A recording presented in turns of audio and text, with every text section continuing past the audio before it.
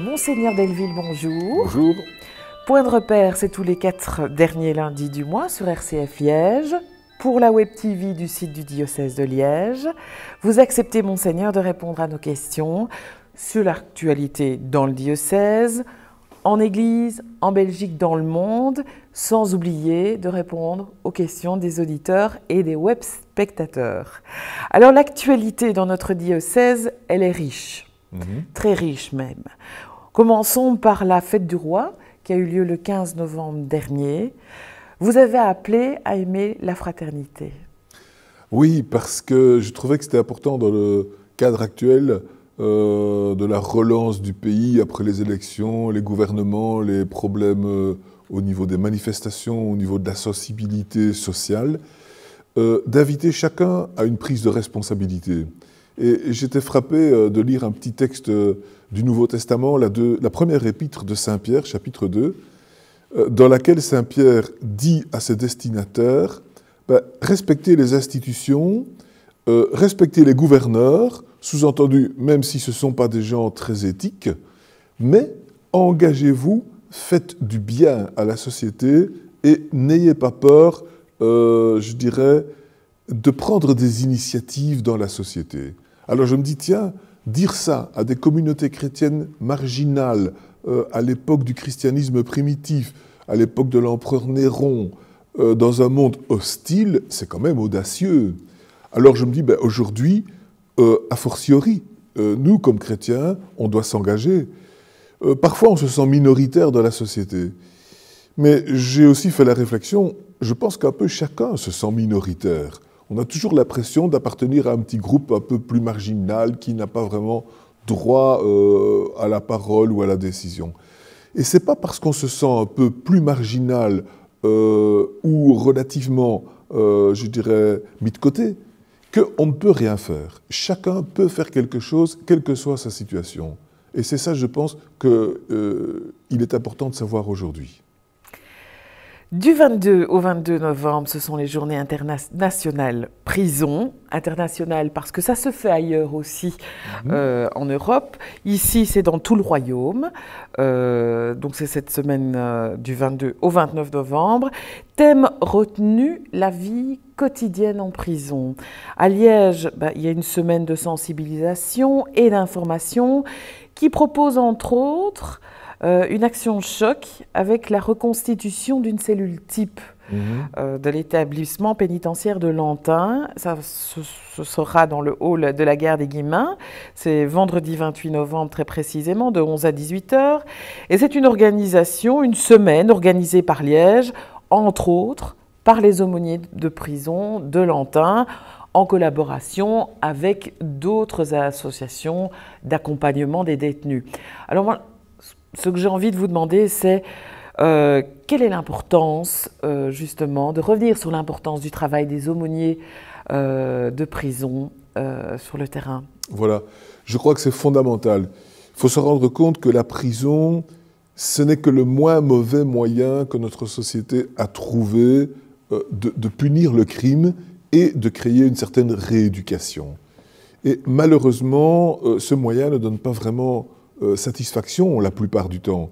C'est-à-dire qu'il donne peu de capacité aux prisonniers, au fond, de se corriger et d'être un peu rééduqués. Donc, il faut quand même travailler à cet aspect-là des choses.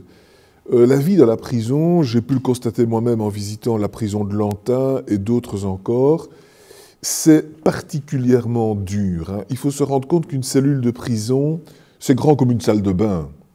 Et là-dedans, vous avez parfois 2 ou 3 hommes, parce qu'il y a des lits superposés, un petit lavabo, une petite toilette, et puis c'est tout. Ils doivent rester là-bas 22 heures sur 24, si pas 23. Donc, ça veut dire qu'il y a un tel sentiment, je veux dire, de renfermement, mais aussi d'inactivité, qu'il y a de quoi rendre dépressif la plupart des personnes, même équilibrées. Donc, je pense que pour ne pas rendre les prisonniers pires quand ils sortiront que quand ils sont entrés, il faut vraiment un travail d'humanisation, de présence, Et ça, les aumôniers, quelle que soit leur religion, quelle que soit leur conviction, le réalisent de manière remarquable. Et je pense que personne ne conteste dans le monde pénitentiaire le rôle fondamental des équipes d'aumônerie, car il faut savoir qu'il n'y a pas qu'un prêtre ou un diacre ou un religieux ou une religieuse, il y a aussi toute une équipe de laïcs qui travaille à cet accompagnement des prisonniers. En quoi consiste un aumônier, le travail de l'aumônier catholique en prison? Qu'est-ce qu'il fait? Il évangélise d'une certaine façon, il se met à disposition, il se met à l'écoute? Donc, il se met à la disposition des prisonniers qui font la demande. Évidemment, l'aumônier ne s'impose pas. Et dans ce cas-là, il a le droit d'entrer dans la cellule du prisonnier et de parler avec lui en tête-à-tête. Il peut donc dès lors faire un accompagnement de type personnel. Si c'est un prêtre, il peut même confesser. Dans ce cadre-là aussi, l'aumônier peut rendre des petits services au niveau social, aider le prisonnier à rédiger une lettre, aider le prisonnier à avoir une correspondance, à avoir des contacts épistolaires avec l'extérieur. Et puis alors, évidemment, l'équipe d'aumônerie organise des célébrations. Et les célébrations en prison ont beaucoup de succès. Évidemment, dans un cadre aussi, je dirais, oppressif, le moment de célébration est une véritable libération. Le prisonnier peut sortir de sa cellule, aller à la chapelle, avoir une belle célébration, faire une répétition de chant, être actif dans la célébration. Donc, la célébration est vraiment un beau moment, et la célébration, qui plus est généralement animée par des gens extérieurs des paroisses voisines qui viennent pour chanter, faire des lectures et ainsi de suite. Donc, cette dimension de la célébration est vraiment aussi un moment de fête pour le prisonnier, et c'est hyper utile dans leur vie, oui. Alors, vous parlez de célébration, de cette importance de mettre en lien lors de ces célébrations. Le 30 novembre, c'est le début de l'année liturgique pour les chrétiens, avec le début de l'Avent, le Nouvel An des chrétiens. Si on peut dire, oui. Pourriez-vous nous offrir votre éclairage d'évêque et votre regard d'historien ?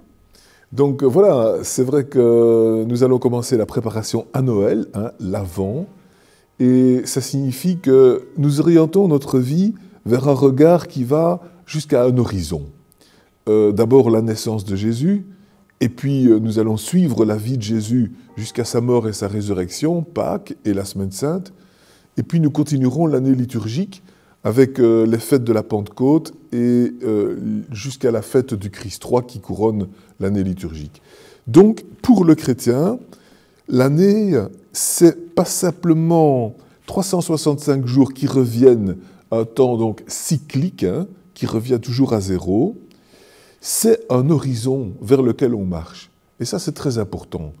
Nous suivons une année qui nous conduit sur un chemin, le chemin de Jésus, et ce chemin de Jésus nous pointe aussi vers un au-delà, qui est la fin des temps, et qui oriente notre regard vers un plus loin, si vous voulez, et donc vers une marche, vers un horizon.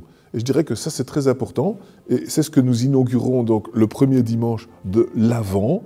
Et dans ces dimanches de l'Avent, les lectures, justement, nous invitent à découvrir l'annonce de Jésus dans l'Ancien Testament, le cheminement du peuple d'Israël, et par conséquent, déjà le début de cette longue aventure humaine.